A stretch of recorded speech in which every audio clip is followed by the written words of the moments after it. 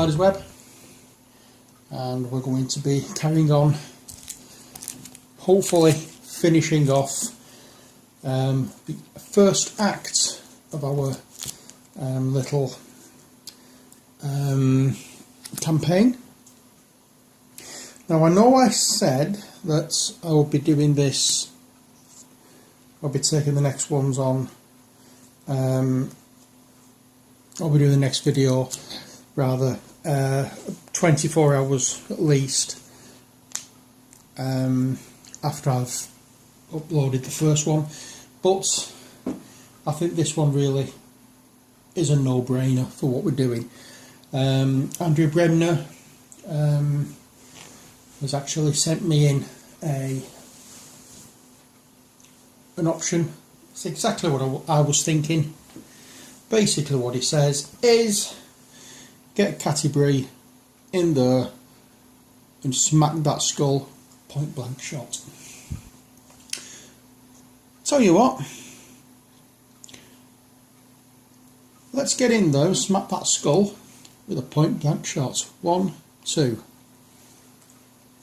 She's in. Oh, first of all, no, before I forget. Before I forget, which I almost did. In the last video, I was trying to find out as to whether or not the skull acted at the end as a villain, as part of the villain's turn. It does.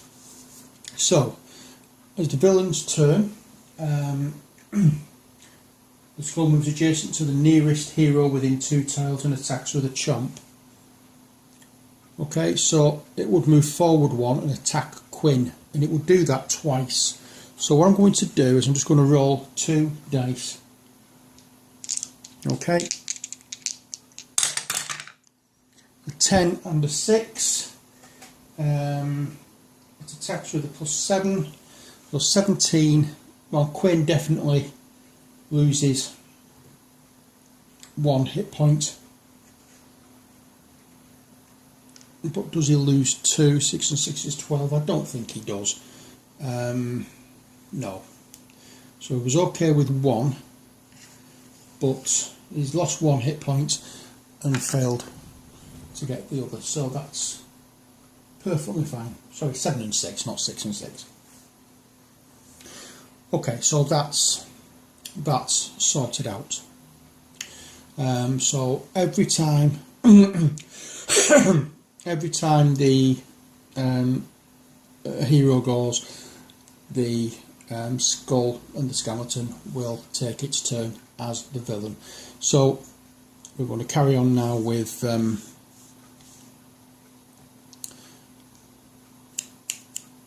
Cattie-Brie's turn. 1, 2, and she's going to smack that skull with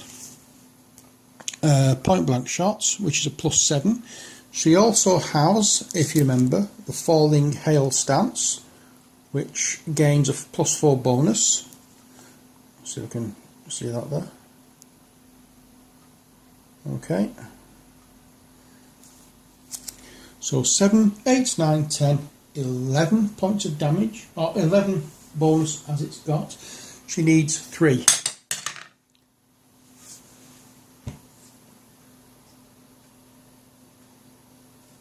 Yeah, my silence hopefully speaks volumes. 1. Oh dear God. She loses her point blank shot.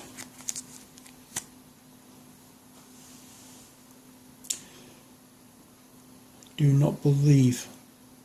I do not believe that. Skull doesn't need to move, it's going to attack Cattie-Brie.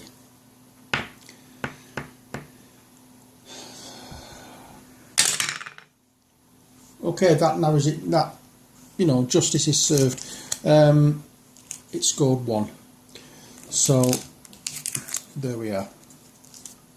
So that's the end of Cattie-Brie's turn. Thankfully she didn't lose any life, but she didn't do what we'd hoped she was going to do and smack the skull. Missed it completely. And this card as well ends. Hang on, 7. A 1 is an automatic miss, isn't it? So it wouldn't have made any difference. So 7 for the thing, plus 4, 7, 11, 12, 13. The 1 we equalled it, but as I say, it needed to get at least 2. That absolutely stunk. Quinn's turn. We was hoping to get this one done and dusted, but never mind. Quinn is now going to take a shot at the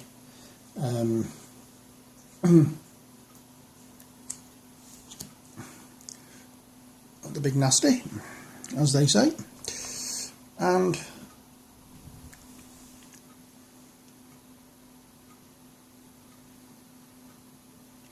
what will we do?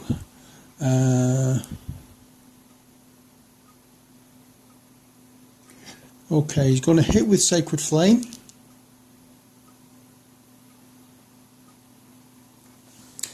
And you're going to obviously pop at the skull. He has Sacred Flame is 6. He needs at least 11. And he gets a 4.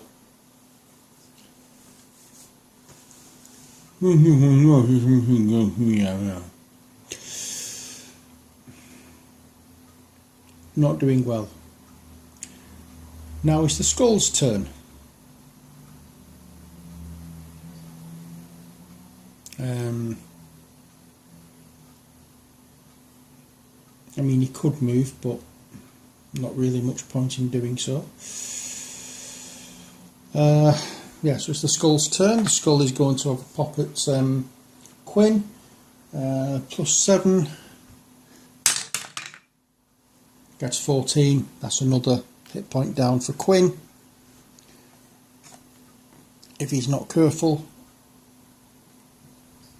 or if we're not very lucky with the dice rolls, a healing surge will be used next time. Cat is going to come along and see what she can do. Hopefully she can do better than the other two. We really need some good to happen here. So what do we have?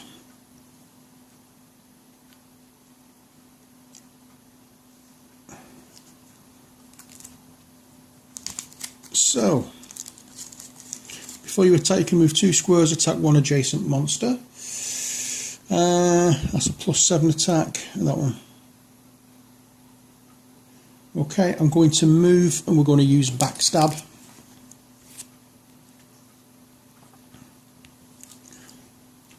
One, 2, 3, 4. The skull is adjacent to Cattie-Brie. If we can get this, the skull is dead because it gets an extra point of damage for being adjacent to another hero. Let's see what happens. Oh, for crying out flipping loud.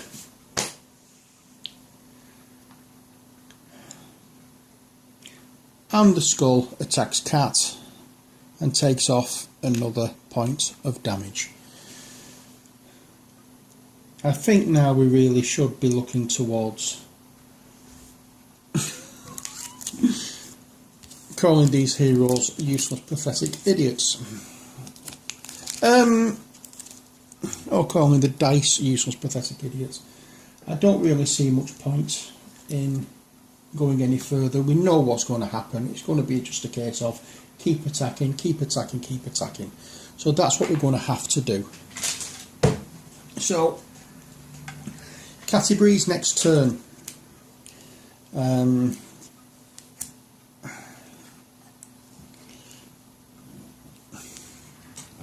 Fingers crossed this will be the end of it. Unfortunately, no guarantees. Okay, she's still got the falling hail stance. Falling hail stance rather, not falling hail, falling hail. In fact, I'm going to move back one, just like so. The reason being, I'm going to use that. Attack of +5 with the falling hail is 4, that's 9. This causes 2 damage if it hits and 1 if it doesn't. So either way, we've knocked some off. So it's now +9, and we need to get 14. 14. The skull has gone. When the skull goes, everything seems to go wrong for the skeleton magician.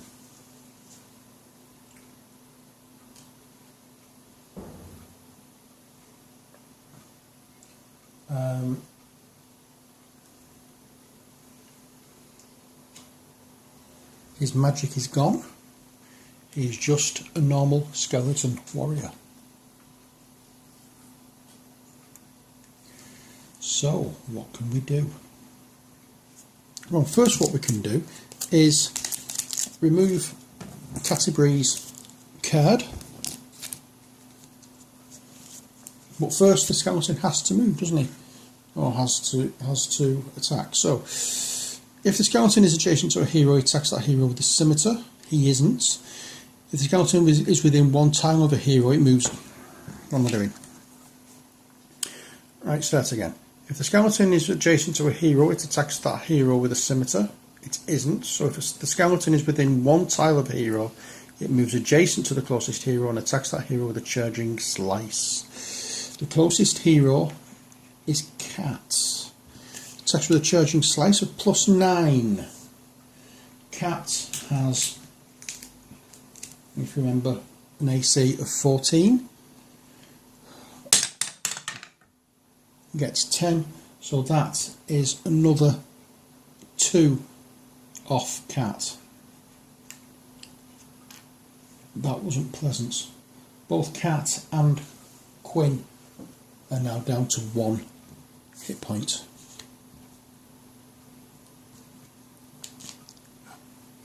But that's Cattie-Brie's turn done. Now we're going over to Quinn and his final hit point. Let's see what happens now.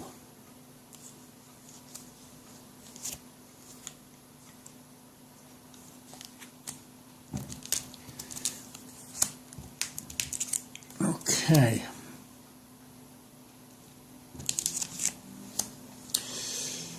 He's going to attack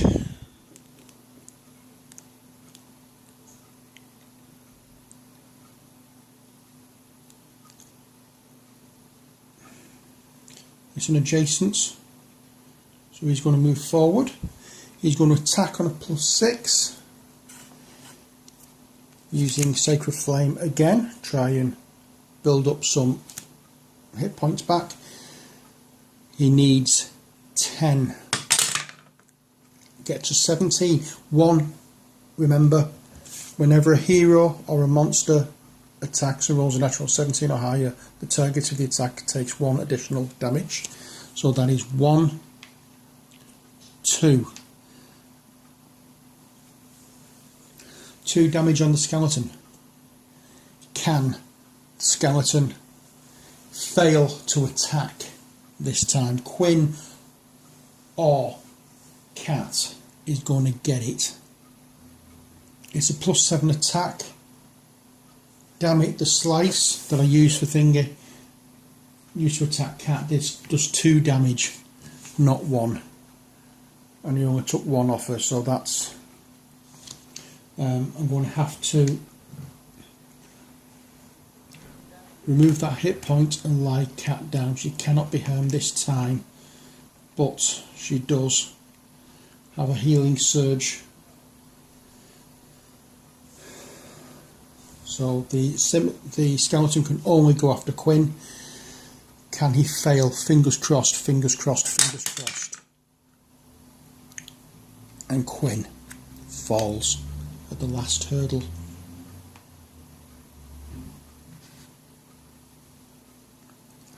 That is Quinn's turn. Over and done with. Now, Cat. Where have they gone? Where have they gone? Where have they gone? They're here. We have Healing Surge. One is turned over and Cat stands up. Now let me just double check. I think that is the end of her turn. I'm not sure. Let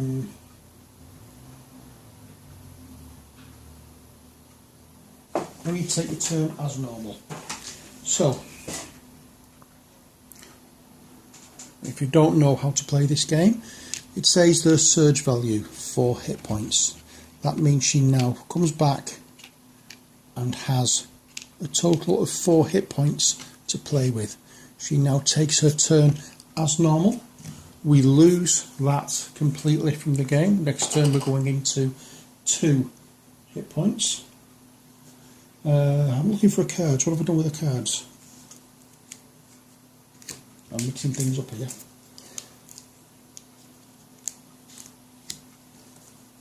We have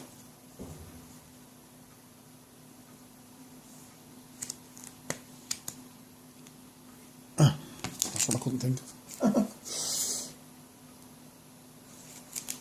Okay.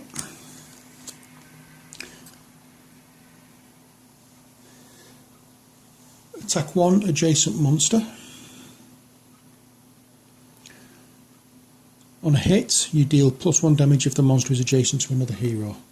Well, it's adjacent to an unconscious hero. That doesn't count, unfortunately. It doesn't need to. We only need to hit it once. And we need at least, at the very least, 9. Can Cat end this act in this dice roll? Let's see, shall we? 5. No, she can't.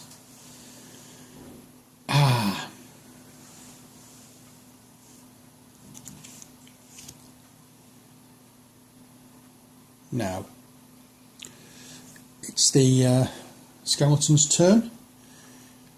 It is adjacent to a hero. If the skeleton is within 1 tile of a hero, it moves adjacent. Sorry. If the skeleton is adjacent to a hero, it attacks that hero with a scimitar. +7 causes 1 damage. Lower than 7. 10, it causes 1 damage. There we are. This is getting really, really tense. What can happen this time with Cattie-Brie's turn? Cattie-Brie has something up her sleeve.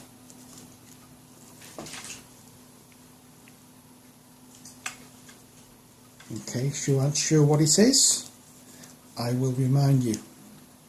I will just put her cards out here in front of us. I don't know why, because there is no point in doing so, because Cattie-Brie,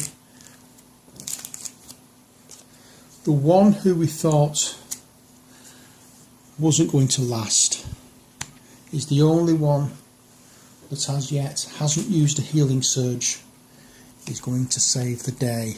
She has a treasure. That treasure is holy water. Choose an undead monster within 1 tile of you. It takes 1 damage. It only has 1 damage left. The monster, the skeleton,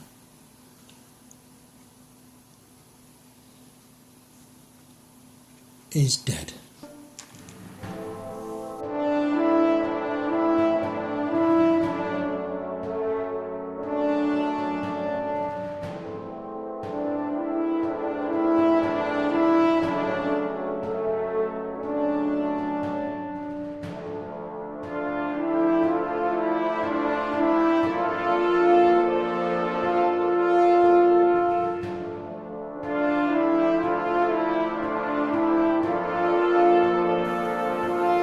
The skeleton magician is dead. The skull, the dungeon skull, heals all our adventurers. I'll put them there so you can see them. The start tile for Act 2 is the arcane circle. Once we make our way inside there, Act 2 can be ready to begin. But first, let me show you what we need to do. So, first of all, we heal our adventurers to full health. I made some mistakes in the previous video, well, in the early part of this video rather. One of the attacks that went on to Cat shouldn't have been. In fact, two of the attacks that went on to Cat shouldn't have been. It didn't make any difference to the end result. What happens now is Cattie-Brie gets revived to all 8 hit points, and she turns over one of her cards. You have the choice. Is it going to be point blank shot, or is it going to be massive volley? One of these cards will be turned over for Cattie-Brie. The choice is yours. But for now, her cards I've put to one side, and we'll bring out Quinn's card.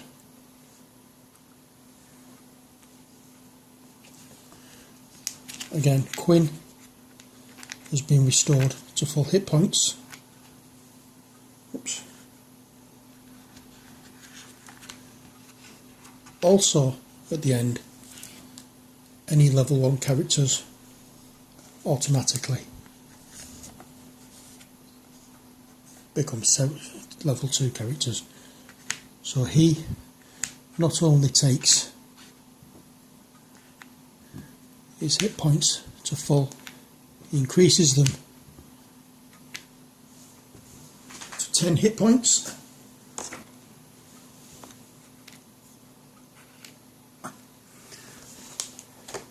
And he can choose another daily power. I will do that off camera. Next, also he can turn over one of his cards. The only card he's turned over is healing him. So that is what we will do. It's because it's the only one we can do. And now finally Cat, our human rogue, who was so sadly abused in our early part of this video. She will level up to level 2. She will also increase her hit points to 10.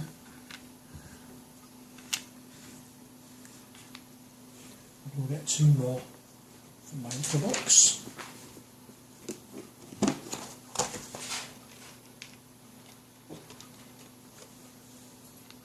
There we are. And she also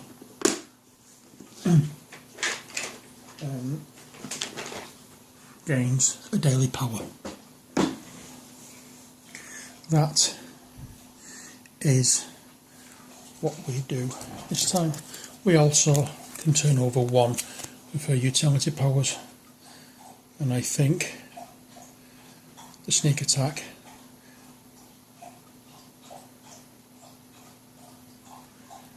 although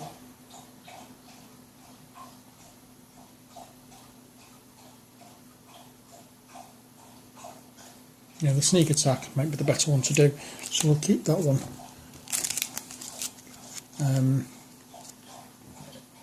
covered, and we will put Katt's card to one side. As the next thing we need to do is we need to find out what treasure the skeleton magician left us, and that treasure is torch. Attack each monster on your tile, hit or miss, place each monster on your tile on a tile within 1 tile from you. Causes +5 damage, has +5 attack and causes 1 damage. That's what is left. Now, in order to find out who will actually have that, we need to roll the die. And as usual, we're going to be rolling the red one, the brown one and the black one. The black one for Katt, the brown one for Quinn and the red one for Cattie-Brie. The highest roll gets it.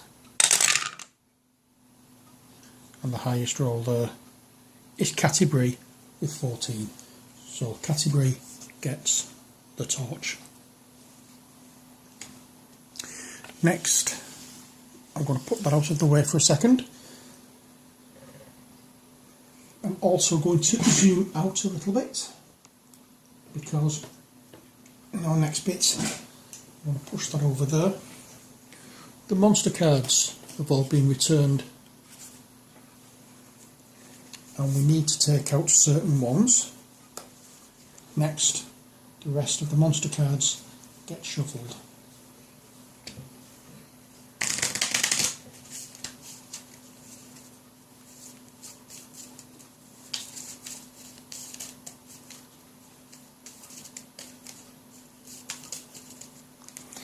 Okay, they're shuffled. The encounter cards.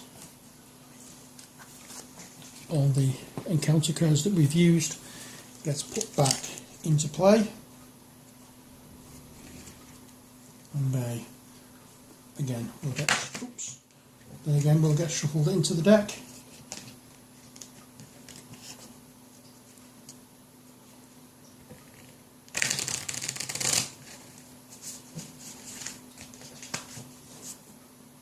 I'll do that once more. I'm not a very good card shuffler.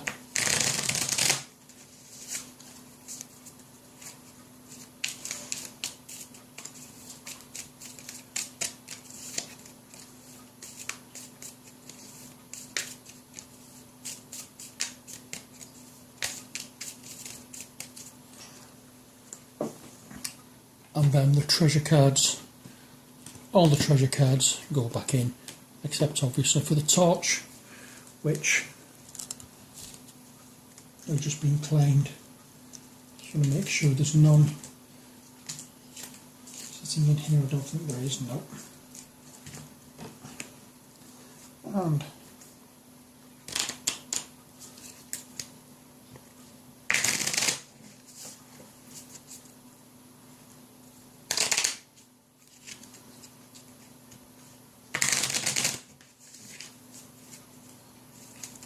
there we are.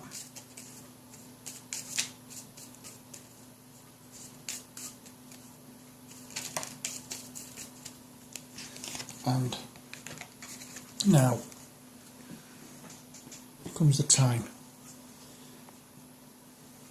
I will move back a little bit. I will zoom back in